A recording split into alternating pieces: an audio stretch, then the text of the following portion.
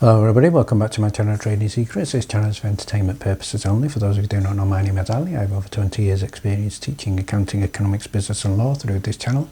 I'll be providing some stock analysis and a quick update on the $1 Million Challenge. So if anybody's not aware of this, this is a journey of an investment of $1,000 to a return of $1 million over a period of 3 years using a strategic or compound return investing. So the objective is try to get 201 trades, each with an average return of 3.5%. It's not 201 consecutive trades, we do take into account losses. So for further details about how to join us for less than $9 a month, the information is available in the description below. In today's video, we're going to be following on again from the previous video where we're looking at the latest developments for MMAT and MMTLP. I'm going to be sharing with you the latest legal developments, and there are some significant ones there to share with you as well. And then I'm going to be looking at some important questions from the viewers with regard to settlement, so stay tuned for that. And then we're also going to be sharing with you some important stocks to buy or keep your eye on right now in terms of how the market is doing, with many stocks at significant discounts. So let's first of all start by having a look at what's happening in the market. So from the Wall Street Journal, we can see stock market today is down. The trade sets are sending the Dow Jones down, currently down at time of editing over 400 points. The US dollar is weakening and airline stocks are in focus with a view of lower demand in the future. So many of the airline stocks down significantly. And from Yahoo Finance, we can also see here, obviously the Dow Jones is down, S&P 500 is under pressure. Trump is doubling the steel, aluminium tariffs on Canada. So let's have a look at a response from Canada, and we can see here Ontario is slapping a 25% export tax on electricity, so 1.5 million Americans, and that is going to raise them $400,000 per day. And Ford has stated he will not hesitate to shut it off, and the Democrats respond to a bill preventing the US from attacking Canada. So very, very negative news there from the trade war. And let's have a look at a funny tweet, shall I say, from Jim Cramer, and he's stating here the market is trying to mount another comeback. Please keep President Trump away from X. So again, light-hearted tweet there, but let's see what happens in terms of the market at the moment. Not very good. So let's focus now on the US economic data to look forward to this week. So we have jobs openings revealed also today, but the key one I'm going to be looking at is Wednesday CPI inflation, PPI inflation on Thursday, and hopefully good news there for the markets. And finally, this is a buying opportunity and in the market. So let's have a look at how Cathie Wood and ARK have gone shopping. So they have reported buys in Tesla, HUD, Palantir, Coin, Shop, AMD, and also TEM, which is a stock that we have featured a number of occasions on the channel. I'd like to share with you some major stocks shared in the Discord at significant discounts. So let's have a look at some of these. So first of all, Nvidia at one point trading at $153 and earlier was close to trading close to $107. We're looking at a 30% discount there. Palantir at one point $125, now $75 and a 40% discount. SoFi from $18 to $11, now at a 40% discount. HUD doing exceptionally well at $1.67, coming down very fast even after exceptional earnings, and close to a 50% discount there, but currently around about 47%. UPST, Upstart, from $97 to $47, that's a 48% discount. HIMS, HIMS, from $73 to $34, a huge 53% discount there. Tesla, I think, is the most interesting one for me on there, from $488 at one point earlier to currently at one point $222. So that is a 54% discount. So from a personal point of view, I think Tesla is maybe even has a little bit more room to go down, so we'll have to see on that. AMD, I think, is probably the best bargain right now, from $227 to $97 and currently at approximately 57% discount. So let's have a look at the details with regard to Tesla. And from Ortex, we can see here it did peak at $479.86 not too long ago, December the 17th, 2024. And right now the stock has more than halved to, at time of editing, $228. So it shows that short sellers have capitalized on the price decline and have estimated profits of approximately $16 billion. So not great news there for Tesla. And now I would like to move on to share some of the stocks that we share in our priority TD Discord channel in the Discord, and two stocks that we shared this morning, ticker symbol TSVTS and also ticker symbol SNOA. So there was good news. So TSVT was news with regard to a merger agreement, and SNO was also news with regard to registration of a manufacturing facility And let's have a look at the stock, how the stocks performed today at time of editing.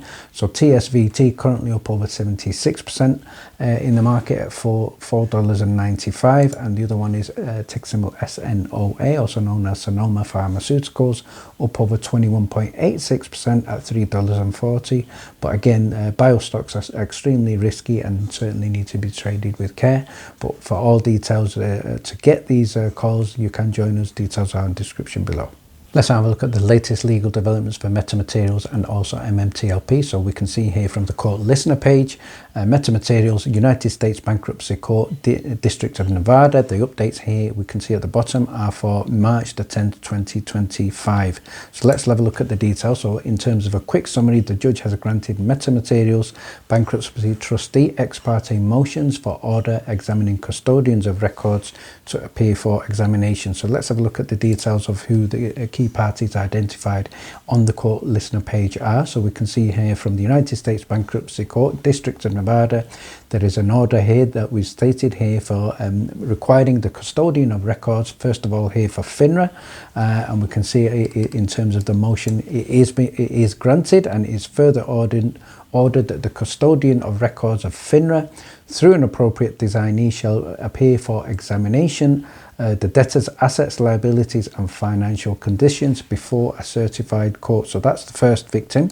Second victim here we can see is for NASDAQ, and it's for motion again granted, and it's the custodian of records for the NASDAQ stock market shall appear again before a court looking at the debtor's assets, liabilities and financial conditions.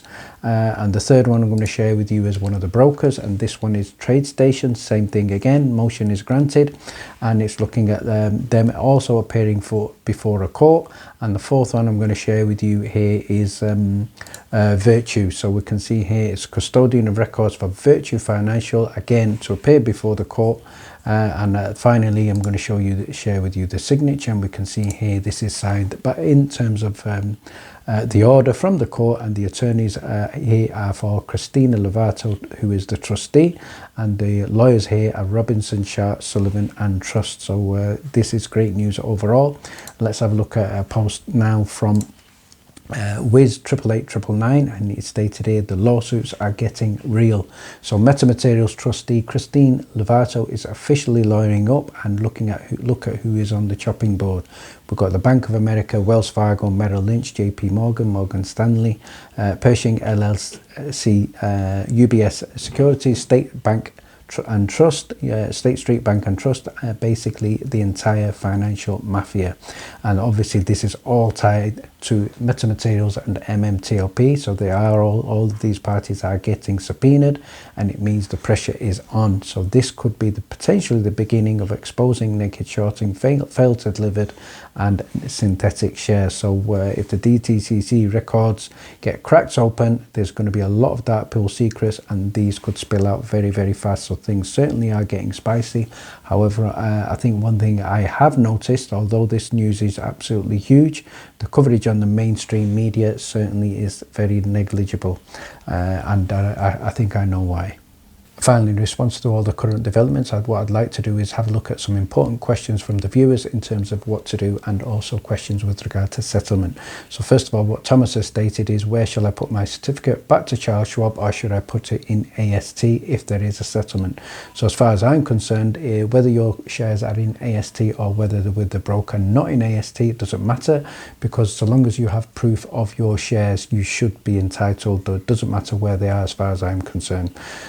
And what Margaret has stated is, please tell me that if we transfer to AST, we will be eligible for settlement. So as far as, again, my opinion on that is 100% yes, because you are still a shareholder. So if there is a settlement, regardless of whether your shares are in AST or not, you should be entitled, because I think there are a significant number of important shareholders are in AST.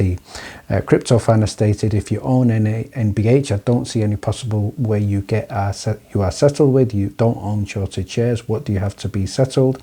They will be settling short shares. Sadly, you have none. So again, that's a response in terms of the current pessimism. We're not at the settlement stage yet, so I do see the point. However, we do need to continue the fight and look at these possibilities. What Willie has stated here is, my broker told me that no matter where my shares are, I will be entitled to the settlement. I think that's probably one of the most honest answers from a broker there that I've had so far, but I do agree with the broker, and no matter where your shares are, you should be entitled to the settlement because you have been harmed.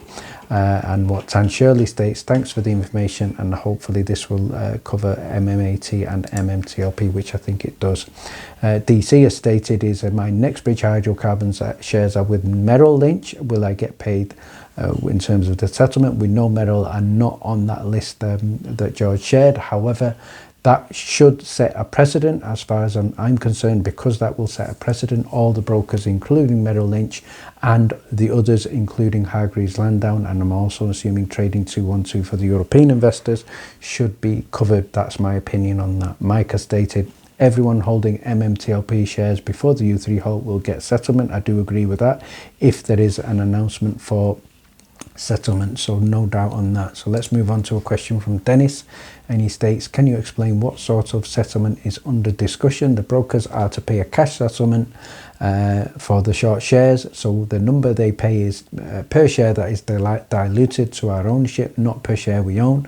Whatever the amount of Nextbridge Hydrocarbons, can we share it with us per share that we own? So my answer here is, right now it is a very, very fast moving situation where I don't think we're quite at the stage of settlement and amounts yet, and hopefully that will happen soon, but we're not there yet, so we do need to continue with the fight.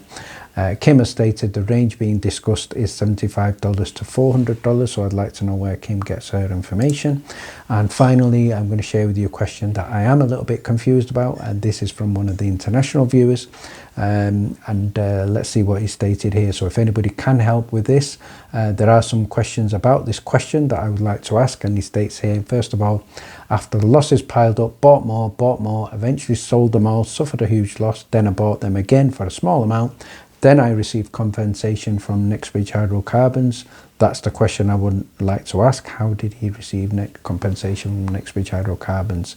And then, since the investment was really small, the compensation was small, but I'd still like to see this compensation. Then he states he sold them again.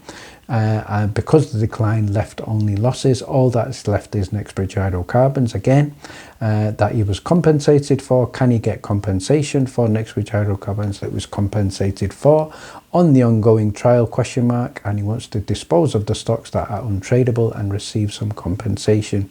So it looks like he's received compensation, he wants more compensation, obviously he suffered a huge lot also in MMAT, but I'd like to know what the compensation he's talking about. So finally, thank you very much for watching. Please stay tuned.